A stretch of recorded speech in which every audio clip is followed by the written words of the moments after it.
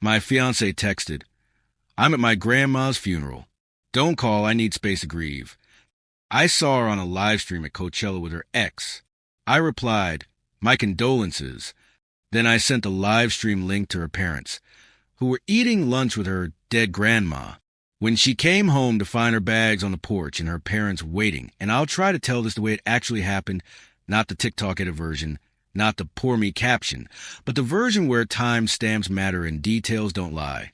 Because I'm not dramatic by nature, I'm procedural. I'm the guy who reads contracts before clicking accept and checks receipts even when it's awkward. I'm 34M, my name's Daniel, and I work as a compliance analyst for a healthcare firm, which basically means my job is to assume people are lying politely until the data proves otherwise. And I've learned over the years that when someone asks you not to call when they ask for space, what they're really asking for is time control the story.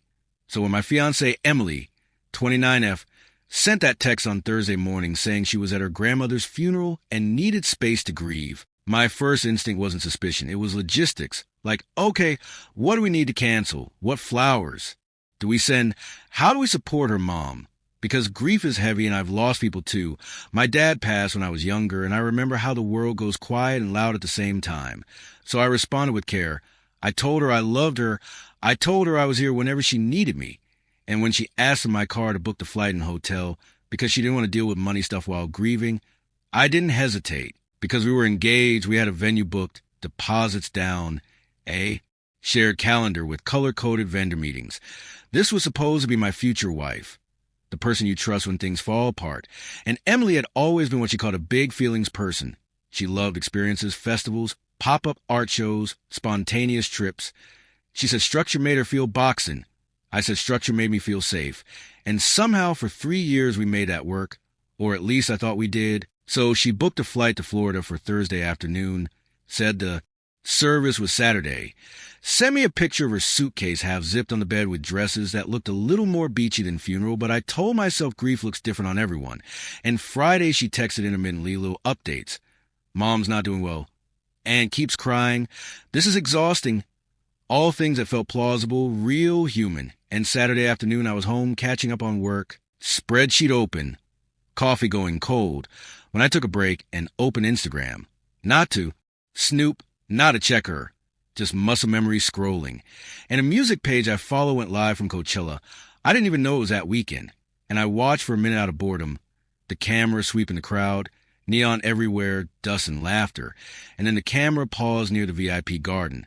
And there she was, Emily, not in black, not somber, but glowing, literally glowing. Glitter on her cheeks, crop top, arms up, sitting on the shoulders of a guy I recognized immediately because I'd seen his face before in old tag photos she'd sworn were ancient history.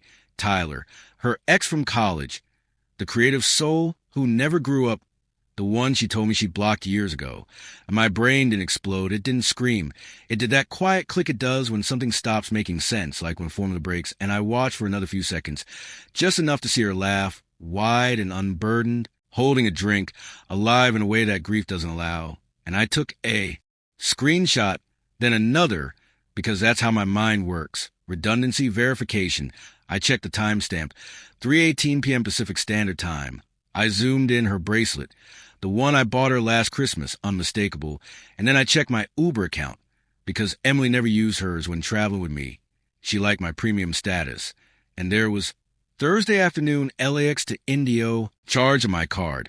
And I felt that strange calm settle in, the one that comes right before a long process, not rage, not sadness, just clarity. Like, okay, this is happening. So I texted her, simple, neutral, how's the service?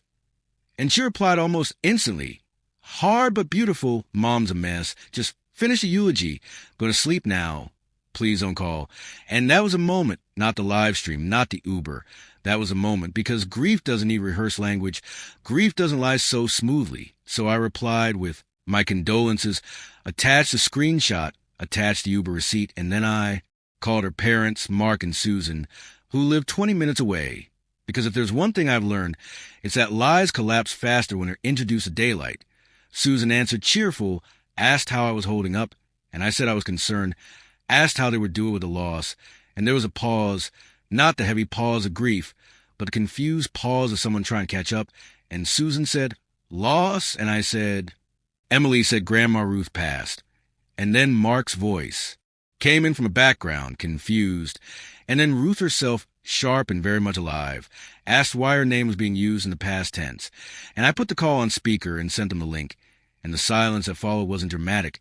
It was surgical, like a clean incision. And Ruth said, "Is that Emily with that boy who never had a job?" And Susan said very quietly, "Daniel, please don't hang up." And I said I wouldn't, because at that point it wasn't about me anymore. It was about truth. And Susan told me to pack Emily's things, told me they'd be over when she got back. And I hung up and did exactly that, not angrily, not ceremoniously, just methodically. Clothes into bags, shoes, makeup, the crystals she said helped her manifest, the vision board taped inside her closet, all of it into contractor bags, because that's what I had. And I put them on the porch, changed the door code, removed her from my streaming accounts, canceled the secondary card, and waited. And my phone exploded overnight. Calls, texts, apologies that didn't quite apologize, explanations that blamed stress and pressure and needing to feel like herself.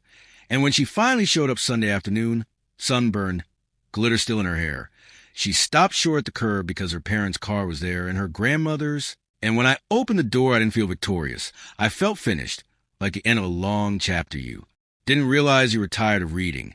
And the confrontation played out the way confrontations do when there's no room to spin, tears, raise voices. Ruth calling her out with clarity that only age gives you. Susan demanding repayment. Mark standing between us like a wall. Emily insisting the ring was hers until I explained calmly that an engagement ring is a conditional gift. And she threw at me, and I picked it up, and that was that. And later, when she tried to rewrite the story. Online, when she posted videos cry about control and narcissism, I didn't respond with emotion. I responded with evidence, one image, one caption, and Ruth commenting from an account we set up together. And the internet did what the internet does when it smells hypocrisy. And 2 weeks later, Susan Venmo'd me the money Emily owed with an apology attached. And 3 months later, I sold the ring and bought myself something I'd put off for years. Not because I couldn't afford it, but because I was always funding someone else's experiences. And last week I met someone new at the climbing gym. Her name's Hannah. She asked what I do. I told her. She asked what the craziest thing I'd ever uncovered was, and I laughed, because some stories are too strange to tell on a first date. But this one taught me something simple and durable, that trust isn't blind, it's verified, that love doesn't require you to suspend logic, and that when someone asks for space, sometimes the kindest thing you can do is give it to them permanently, with their bags neatly packed and the truth standing on the porch waiting.